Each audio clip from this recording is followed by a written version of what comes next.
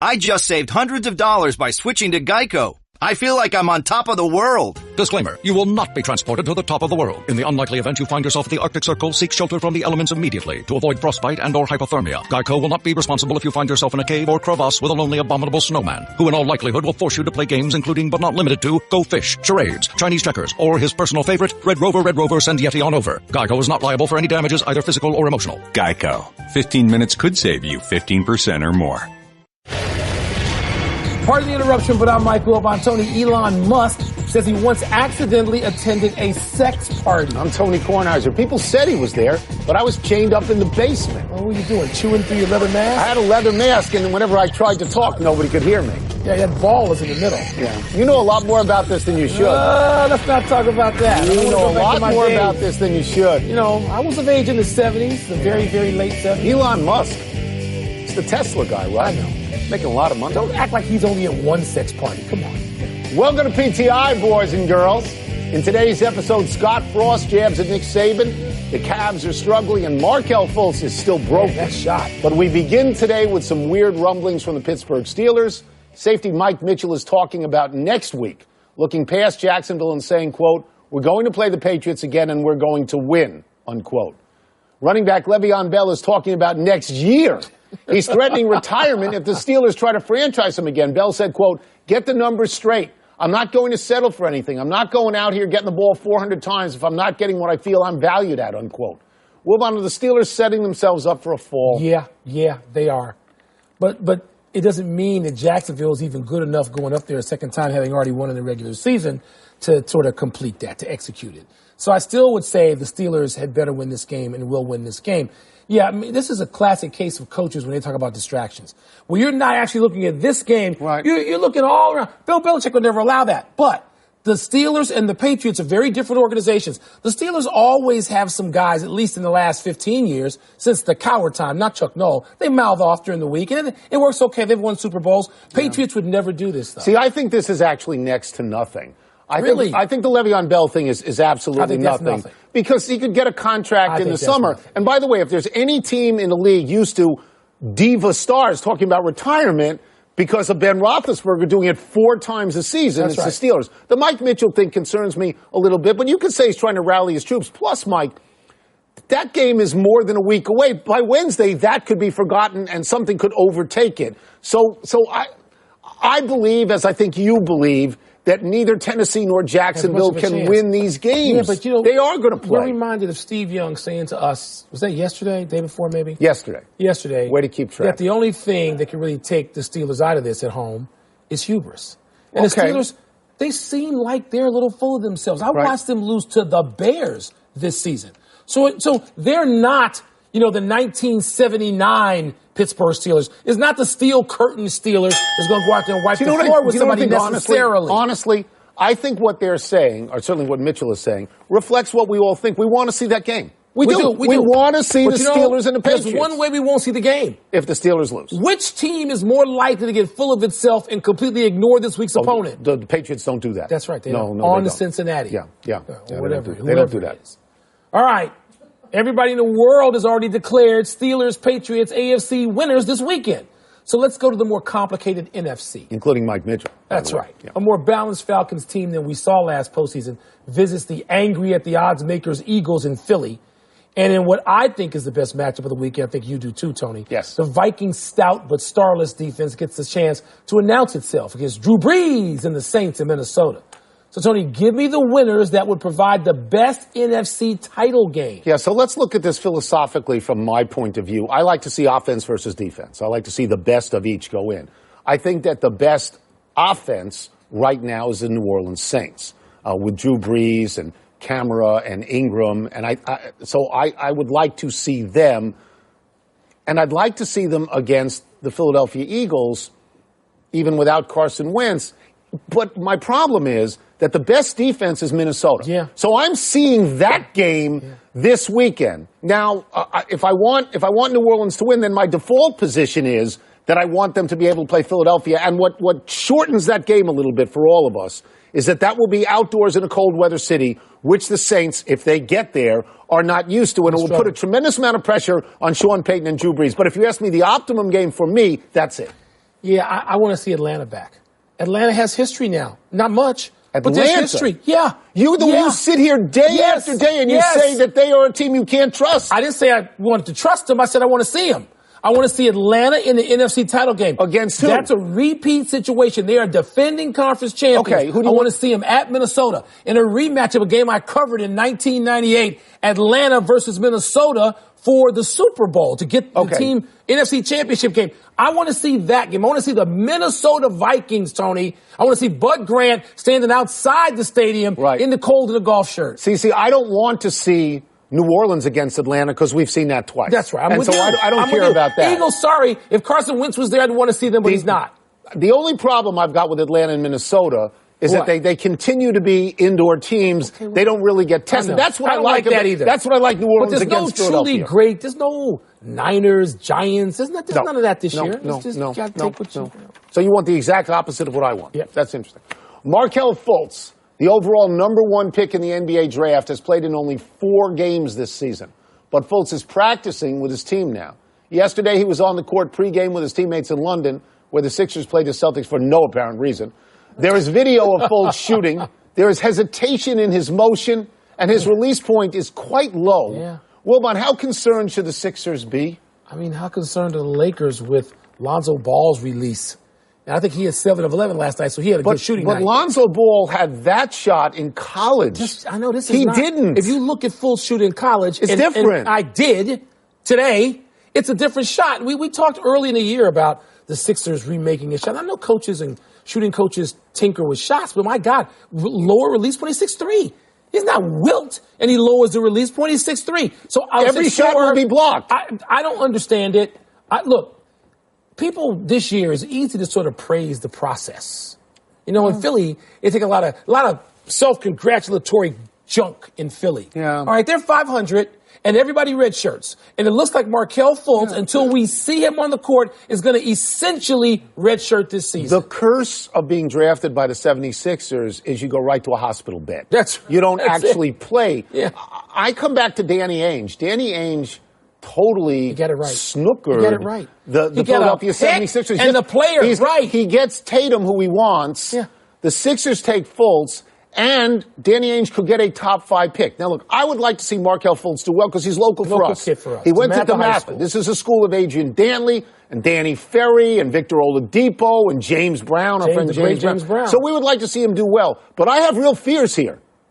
He looks to be not anything like the player they drafted. Maybe it'll just be delayed because the process requires you to redshirt at least 1 year. Maybe Fultz will get this shooting stroke worked out and his release point higher, and it'll be fine next year. Maybe that'll happen, Tony. They're very patient. Not everybody's as patient as the Sixers are. But Fultz could score. Look, he's not out there trying to be Steph Curry or Klay Thompson. This kid could get in the paint and had a medium-range game. He shot the ball well from 3 as well. He was a great offensive player. What the hell is going on? Did you just listen to yourself? What? He was a great offensive player. He was. He penetrated and he had a shot inside the paint. He did. Does it look like he's that kid now? It doesn't look like you can get that shot over anybody Why taller than would you go out and buy a beautiful piece of art and they spray paint it? Why exactly would you do that? I don't get it. The process. These are your people. I-95 Northeast. No. They're not my people. No, stop. People. They're not. No. I'll take Milwaukee. I'll take Indianapolis. I ain't taking Philly. Not my people. You can tell Scott Frost. I like Philly, but not my people. They're your people.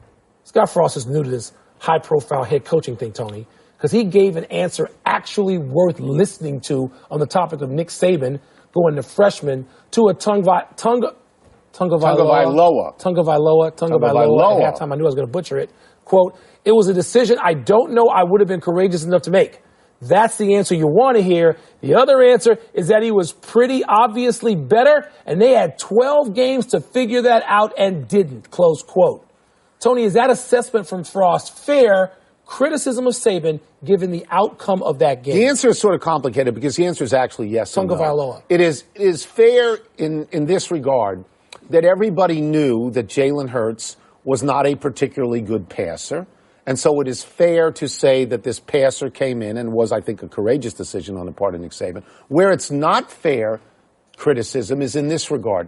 Jalen Hurts led that team to 2 straight national championships 25-2. because he's a leader. 25-2. Okay, he's not necessarily the greatest passer in the world, but remember Charlie Ward in Florida State, Tommy Frazier, I guess, in Nebraska. These guys were leaders of their team. So to sit back and say, he should have been replaced, I don't know why I would replace him. I don't know that. Saying he should have been replaced. I think he's saying they should have known. Now, known means you may or may not do anything about it, and known can be also you do something about it when you need him to come out of the pen. Do you remember when Ohio State went to Cardale Jones? Yes. And he was spectacular? Yes. And he came back the next year. He didn't start. He did not start. But right now, if you had to bet, Tagovailoa? I don't know. Or Jalen Hurts? I don't know how. If you had to bet. Well, Nick Saban likes a power run offense. That kid could run. Tagovailoa can run as well. My answer. What is it that he couldn't do? My answer is I don't know, but I will tell you this: that Scott Frost was, I believe, the offensive coordinator at Oregon. And by the way, this kid wanted. They allegedly recruited him, which means they couldn't seal the deal on a kid who wanted to go to Oregon. He wanted to go to Oregon, and they were late in offering a scholarship, and by that time he was gone. So you think that Coach Nick is going to be upset by this? Put this on his bulletin board if he plays Nebraska. He puts everything. Huh? Yeah, of course. Yankees announcer Michael Kay says that the Yankees offered Yu Darvish a 7-year, $160 million contract. But when Darvish did not accept within 48 hours, the Yankees withdrew their offer. Well, Bon, if this is true, what does it tell you about Darvish, and what does it tell you about the Yankees? Nothing. Nothing significant. Really? It means Darvish may not want to play for the Yankees. Maybe he wants to play for the Cubs. They got an offer out there. They're one of about 5 teams. The Yankees were one of them. Yeah. So maybe it's down to 4 right now. The Cubs and a lot of things that I listened to and read were said to be leaders in the clubhouse. Darvish hadn't obviously signed anywhere. I'm not going to. So maybe he wants to go somewhere else. No. I mean, wherever. Yeah. Maybe he don't want to play for the Yankees. And it says nothing about the Yankees. The Yankees have all the money to spend in the world. They wanted a quick decision. Maybe they didn't want to deal with Darvish taking a month so they can move their sights, set their sights on somebody else. But it's not. It's big deal, little deal, no deal is no deal. And I think differently than you do. Right. I think the Yankees got very, very lucky. Because Yu Darvish, the last time we saw him in the World Series, the Houston Astros were batting .464 against him. Yeah. And it was said that he tipped his pitches.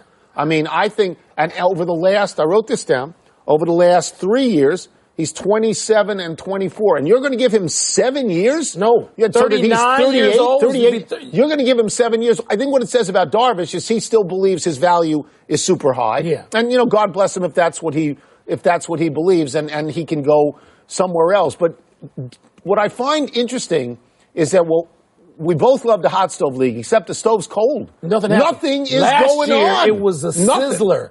This year, the last 2 years, sizzling. Giancarlo Stanton, one thing, and then Ohtani going to the Angels. What else is going on? I don't even consider that. I mean, nobody knows what Ohtani can do. But he's interesting because he's interesting because what we've heard. Yeah. But if I'm the Yankees, I don't have to sit around waiting for you, Darvish. It doesn't mean anything.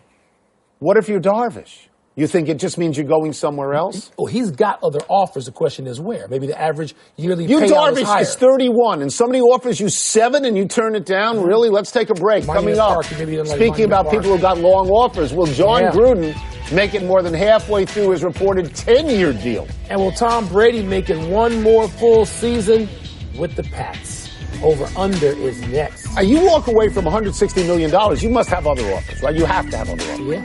Because if you don't, you're an imbecile. If you can get $4 million...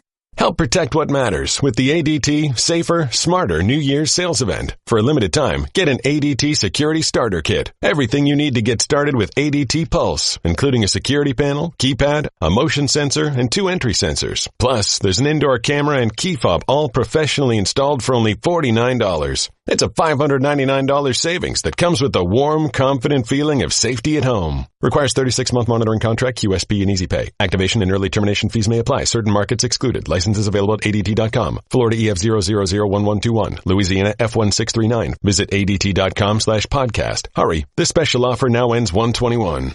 It is time for the game with just 2 options. Just 2. Over and under. No pushes, Wilbon. I may push. Nobody respects a push. What is the first number? The first one, over, under. Let's get a look. 5.5, the number of seasons with the Raiders for your boy, John Gruden. I'm going to go over.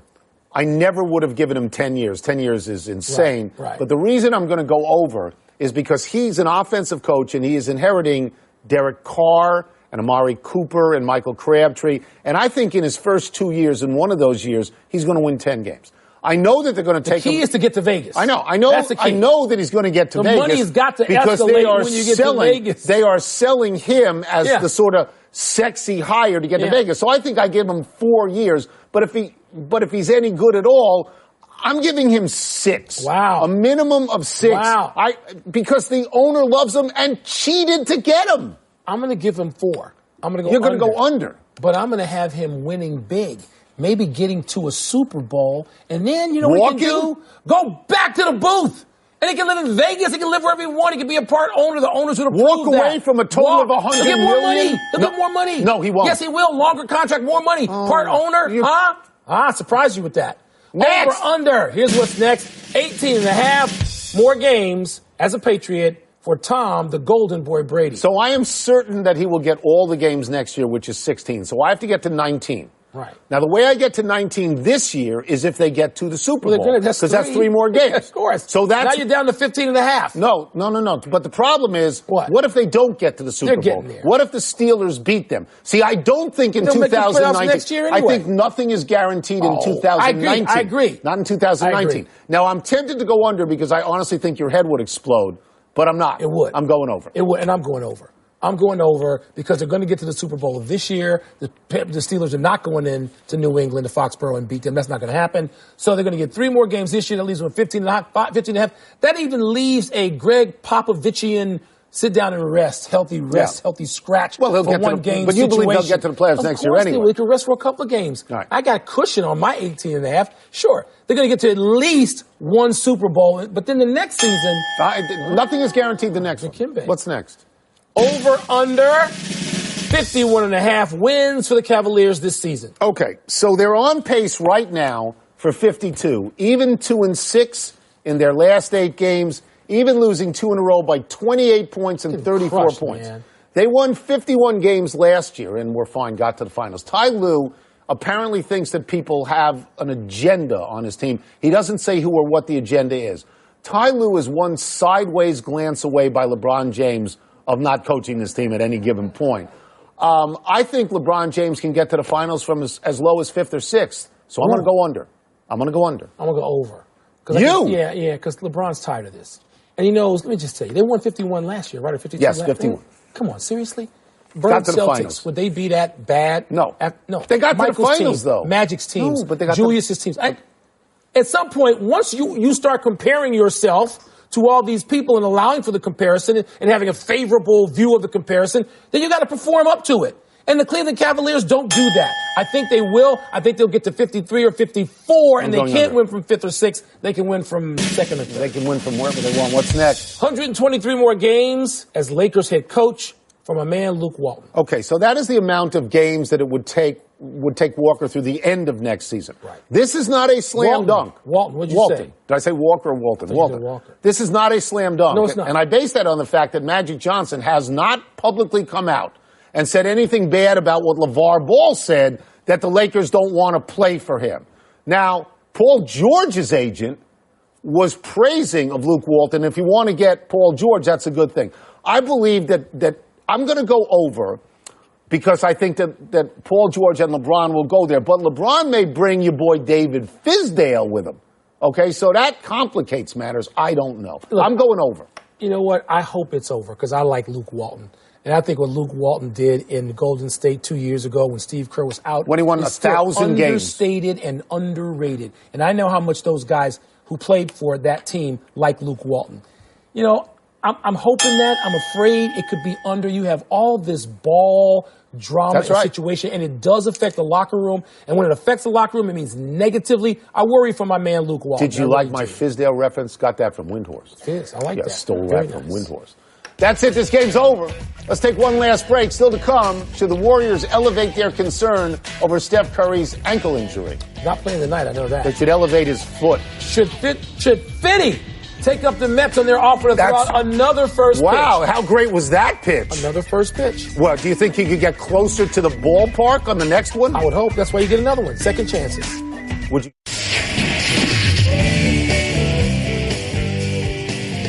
Happy time, people. Happy 54th birthday, Jeff Bezos. The owner of Amazon is the richest man in the world. His net worth is now valued at $108 billion. Billion. A few years back, Bezos bought the Washington Post for $250 million and simply wrote a personal check. Why does this matter to you? Because in the near future, Bezos is likely to make a broadcast deal for a sports league like the NFL and stream it on Amazon. Did we leave too early? That have helped us? Certainly possible. 30 years, and then the billionaire guy comes in. We loved our time there. Just teasing. Happy anniversary, Sean McVay. On this day last year, the Rams surprisingly named the 30-year-old Redskins offensive coordinator as head coach, making him the youngest head coach in modern NFL history. McVay quickly proved himself capable as the Rams jumped to a 7-2 start, finished 11-5. As a result, McVay likely to be named Coach of the Year. And as we have seen with the Chicago Bears, young, barely known coaches are going to be in line for big vacancies in the NFL. How do you feel if you're the Redskins, really? Redskins brass. Stupid. You have to feel stupid. He was just there. We weren't even sure who he was. He's just gone, and he's 11-5. Happy trails, Rick Dennison. The Buffalo Bills have fired their offensive coordinator after just one season. The Bills ranked 29th in average yards per game, 24th in offensive points scored per game this season. And in the second halves of games, after Week 10, they scored 5.6 points per game, which is awful. But have you seen Tyrod Taylor? How are you supposed to score with Tyrod Taylor and Nathan Peterman? Tell me who Rick Dennison played for and give me the era. I have no idea. I'll say the 1980s. Denver Broncos, John Elway. Oh, is that right? On some of those teams, yeah. I was unaware of that. I really was. How did you remember that? Just pull that out of thin air? Really? Good job out of you. Let's go to the big finish. Let's do it. Steph Curry will miss tonight's game against the Bucks with his bum ankle. Is this cause for concern? Not yet, Tony. He can miss a few games. They don't need Steph right now. If he wins the All-Star vote, Kevin Durant says he doesn't want to pick the All-Star team. That's understandable, right? Grow up. It's an All-Star. Grow up. Just pick some people. Shirts and skins on the playground. The NBA fined Rodney Hood $35 large for slapping that phone out of that fan's hands. Too much, too little, just right. That's better than 1% of his salary. I want to see 50, but I'll chill at 25. Rafael Palmeiro released another batting cage video. How'd he look, Tony? He looked fine for a 53-year-old man in a batting cage. And maybe he'll get a couple of at-bats in spring training, but he's not going north. No, he's not going north. Last one, the Mets have invited 50 Cent. To throw out another first pitch, should he do it? Can't be as bad as the first one yet. He should invite, he should accept. It's 50-50 that it could be worse. We're out of time. We'll try and do better the next time. I'm Tony Kornheiser. I'm Mike Wilbon. Have a great weekend, knuckleheads. You can get the podcast on the app or Apple Podcasts. Ty Law just invited us to his trampoline park in Rockville, opening tomorrow. You coming with, I'm not right? getting on a trampoline. Come on, no. Ty Law's got Happy some nice birthday, Rob. PTI. I just saved hundreds of dollars by switching to Geico. I feel like I'm on top of the world. Disclaimer, you will not be transported to the top of the world. In the unlikely event you find yourself at the Arctic Circle, seek shelter from the elements immediately to avoid frostbite and or hypothermia. Geico will not be responsible if you find yourself in a cave or crevasse with a lonely abominable snowman, who in all likelihood will force you to play games including but not limited to Go Fish, charades, Chinese checkers, or his personal favorite, Red Rover, send Yeti on over. Geico is not liable for any damages, either physical or emotional. Geico. 15 minutes could save you 15% or more.